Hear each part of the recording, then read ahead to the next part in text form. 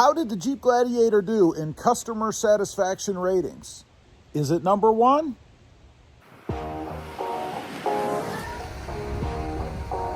Well, good morning, everybody. How are you today? A bit cold here, so we're inside. So how did the Jeep Gladiator fare in the customer satisfaction ratings? You know, the results are out, and while the Gladiator didn't do horribly, it isn't number one. So let's run through. I'll tell you a little bit about each one and where the Jeep Gladiator actually falls in the customer satisfaction ratings. First of all, this is a score, and it's uniform across the board. In other words, real owners were asked questions regarding customer satisfaction. Then all the scores were tallied up, and the highest wins, right? Much like that national championship football game that went wrong the other night, but that's a whole other thing. Anyway, the average score on this is 799. The highest, or the winner, was 822, or 842 rather, and the lowest was 791, actually below average. And I gotta tell you, the lowest really surprised me. But, maybe. But anyway, let's get to it. Number one. This is shocking. I'm not even sure this is really a truck. Number one is the 2020 Honda Ridgeline. The Honda Ridgeline has a 3.5 liter V6 9-speed automatic transmission with 280 horses. Now, the tow rating on the Ridgeline, 5,000 pounds, payload 1,590 pounds, and its score, again, 842. Number two, the Ford Ranger. What? The Ford Ranger with a 2.3 liter, 4-cylinder, 10-speed automatic transmission, 270 horsepower. Now, it has a tow rating of 7,500 pounds, so quite a bit more than the Honda Ridgeline, and a payload capacity of 1,860 pounds. Again, more than the Honda Ridgeline. Its score, 817. Number three. This is really number two again, because there's a tie for number two, and that's the GMC Canyon. Again, tied with the Ford Ranger for number two. It has a 2.5 liter, 4-cylinder, 200 horsepower motor, or a 3.6 liter V6, 308 horsepower motor, or a 2.8 liter, 4-cylinder turbo diesel, and that has 186 horsepower. Tow rating, and this is the diesel, 7,700 pounds, and payload, 1,609 pounds.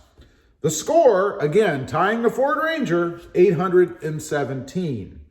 Now, at number three, we finally get to something I own, right? Is it the Tacoma, or is it the Gladiator? It's the Gladiator, right?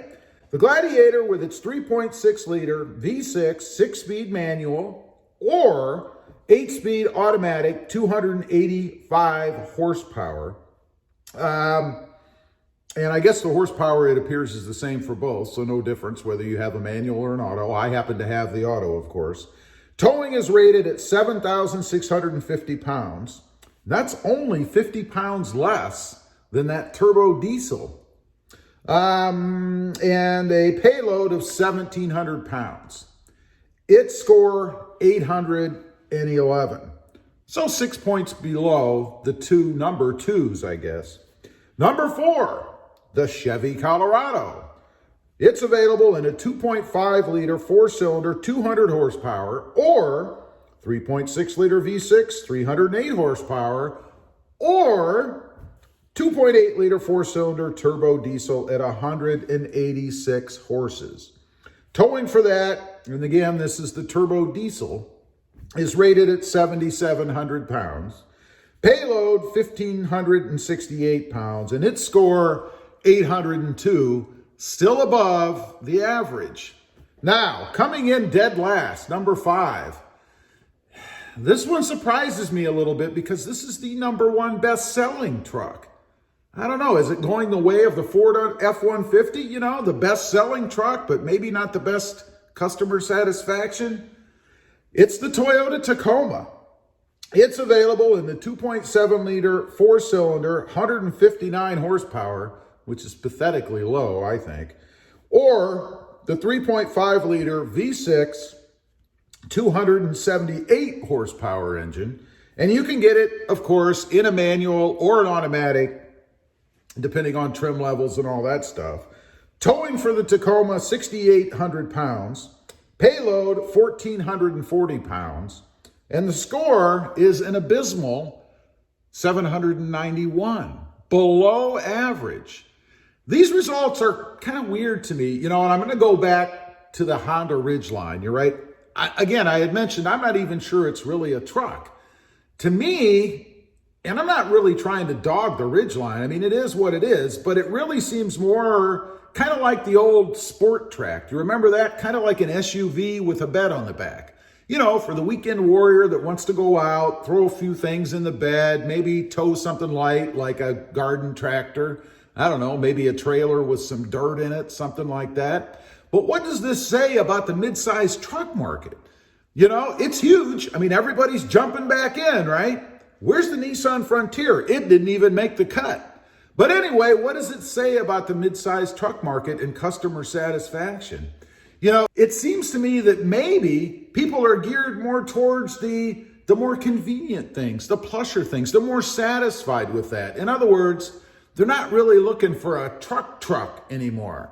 They're really looking for something with a bed on the back for casual hauling. Maybe you're picking up a big screen TV or something like that. They don't weigh much.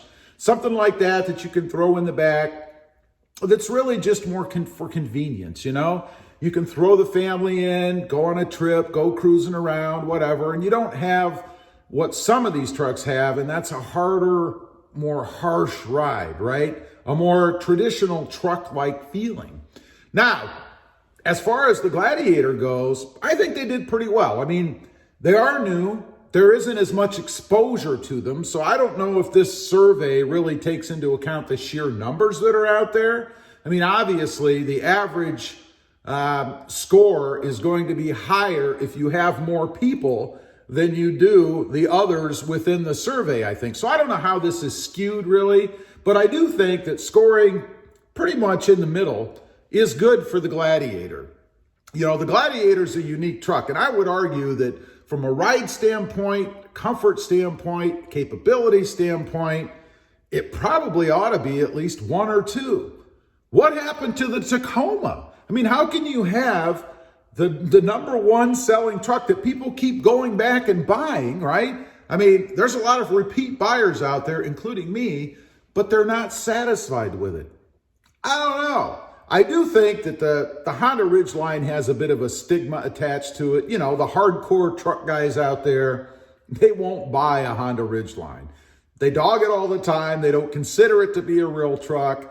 I don't know. I think we're going to see the Gladiator creep up a bit. I would certainly put it higher than the two Chevy entries, the GMC, Canyon, and it is higher than the Colorado, I guess, which is a good thing. And I would also put it higher than the Ford Ranger. It's a truck, whereas the Gladiator has a smoother ride, more comfort, and it just looks awesome.